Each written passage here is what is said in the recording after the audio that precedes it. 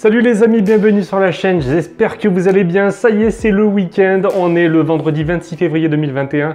J'ai fini le boulot, ça y est, je peux enfin faire quelques vidéos pour la chaîne. Et écoutez, ce soir, j'ai très envie de parler du State of Play, l'émission qui a été proposée par Sony dans le cadre de la présentation de ces jeux PlayStation 4 et PlayStation 5 qui doivent sortir cette année. Et bon, tous mes amis ont fait une petite vidéo réaction, une petite vidéo analyse, tout ça. Moi, c'est pas mon truc. Mais en tout cas, ce que je peux vous dire, ce que je retiens de cette conférence, c'est une chose. Je garde ma PlayStation 4, je vous jure, je la garde. J'ai pas du tout envie de prendre une PlayStation 5 après ce que j'ai vu hier soir. La majorité des jeux que l'on a vu tourner, ils vont tous tourner sur PS4, ils vont tous sortir sur PlayStation 4. Donc je me sens pas du tout pressé d'acheter une PlayStation 5 actuellement. En plus, la console est assez rare, assez difficile à trouver en ce moment sur le marché. Donc écoutez, moi je me sens pas forcément pressé. Et puis quand on voit les jeux qui ont été présentés, ça casse pas forcément des barres. Les grosses exclusivités PlayStation 5, elles se font un petit peu attendre. Moi pour l'instant, ce que l'on a déjà, les Demon's Souls, les Ratchet & Clank, ça m'attire assez moyennement, surtout que pour parler de Ratchet & Clank, il y a un épisode de la PlayStation 4 qui doit bientôt être proposé gratuitement pour tout le monde. Donc quel est l'intérêt finalement de prendre une PlayStation 5 pour jouer au prochain Ratchet qui sera vraiment dans la lignée des précédents, si ce n'est peut-être qu'il y aura des grosses phases de changement de stage qui seront assez rapides, qui exploiteront bien la PlayStation 5. Mais grosso modo, ça sera à peu près le même jeu, donc je ne me sens pas forcément pressé de jouer au prochain Ratchet. Franchement, pour l'instant, si je retiens qu'une seule chose, c'est ça, je garde ma PlayStation 4. Il n'y a pas eu vraiment de gros jeux qui ont vraiment attiré mon attention. Il y a vraiment deux jeux par contre que je retiens. Le premier c'est Sifu ou Sifu, je ne sais pas comment on prononce.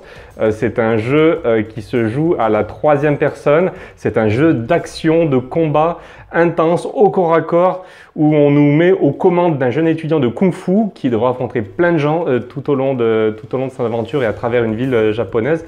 Et celui-ci, il m'a vraiment fait une grosse impression, tout en cel shading, je crois. J'adore visuellement, j'ai vraiment adoré ce que j'ai vu. Le design me plaît vraiment beaucoup, l'univers, le cadre me plaît beaucoup. La réalisation, en tout cas, ça va vraiment génial. Et en plus, le gameplay a l'air ultra nerveux. Donc ce jeu, il fait partie des jeux que je retiens.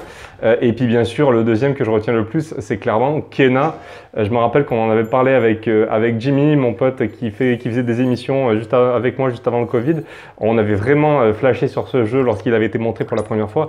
Et là, écoutez, on a eu une nouvelle bande-annonce et c'est clairement super joli, super mignon, très Pixar, un petit côté Zelda, un petit côté... Ouais, un petit côté Pixar, c'est vraiment ça, en mode féerie, fantasy. Moi, j'aime beaucoup, c'est frais, c'est beau, mais alors, une fois de plus, ça a l'air de tourner également très bien. Enfin, je sais pas ce que ça va donner, mais j'ai l'impression que c'est un jeu qui pourrait vraiment bien tourner sur PlayStation 4 et pas forcément que sur PlayStation 5. Et pareil d'ailleurs pour Sifu, tout à l'heure. Moi, j'ai l'impression qu'il n'y a aucune contrainte technique pour que le jeu tourne parfaitement sur PlayStation 4, que ce soit Sifu ou Kena. Donc écoutez, voilà, moi en ce qui me concerne, le résumé vraiment de la soirée, c'est vraiment ça. Je garde ma PlayStation 4. En plus, en ce moment, moi je joue à plein de jeux que j'avais pas fait, des très bons jeux. J'ai acheté il n'y a pas longtemps S-Combat 7, 19 € sur Amazon Prime, enfin sur Amazon, pardon. J'ai acheté Immortal Phoenix Rising, qui est sorti il n'y a pas longtemps. Je l'ai trouvé à 25 € sur le Bon Coin. Et qu'est-ce que j'ai encore? J'ai trouvé Sekiro il n'y a pas longtemps également à 20 € sur le Bon Coin.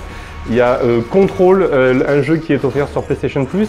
Et d'ailleurs, PlayStation Plus, il y a plein de bons jeux qui sortent actuellement sur le service d'abonnement de Sony. Franchement, avec tout ça, avec tout ce que je trouve sur le marché, les jeux pas trop chers et qui sont superbes en plus, les jeux PlayStation Plus, franchement tranquille. Je vais attendre au calme. Alors, je suis un peu triste pour ceux qui ont acheté une PlayStation 5 parce que franchement, quand on voit le State of Play d'hier soir, franchement, ça me fait de la peine pour eux. Ils ont investi 500 €, ils ont perdu leur nerf lorsqu'ils ont passé commande à Micromania ou en ligne sur la vente en ligne. Ils ont eu du mal à se faire livrer. Ça a été vraiment la galère. Et écoutez, quand on voit ce qu'on a vu hier soir, franchement, ça me fait vraiment de la peine pour eux parce que on sent que les gros jeux PlayStation 5 ils vont certainement arriver fin d'année 2021, j'imagine, voire 2022. Je sens que là, ça va vraiment partir.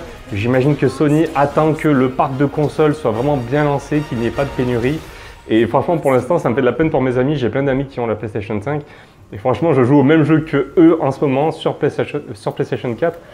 Donc c'est un petit peu la tristesse. Moi j'ai quand même essayé la PlayStation 5 et il y a bien un jeu que j'ai retenu, c'est le jeu démo qui s'appelle Astro Playroom, je crois, qui exploite vraiment bien les sensations de la manette, enfin, les capacités de la manette, c'était vraiment bluffant. Et mis à part ça, il n'y a pas grand chose, hein. Si c'est pour jouer à une démo, franchement, on va attendre tranquillou. Et comme je vous l'ai dit, moi je me sens pas du tout pressé après la conférence d'hier soir d'avoir une PlayStation 5. Voilà les amis, c'était mon petit avis à moi à chaud. Je suis pas un professionnel donc il faut pas m'en tenir rigueur, hein. Les insultes, tout ça dans les commentaires, c'est pas très cool, soyez sympa. Moi je donne juste mon avis tranquillement, c'est une chaîne vraiment tranquille, on donne son avis sur ce qu'on voit. N'hésitez pas à me donner également votre avis à vous, qu'est-ce que vous avez pensé du State of Play, qu'est-ce que vous pensez actuellement de la politique de Sony en ce qui concerne la PlayStation. On en parle tranquillement dans les commentaires. Voilà, je vous remercie de m'avoir suivi, je vous dis à très vite, salut tout le monde.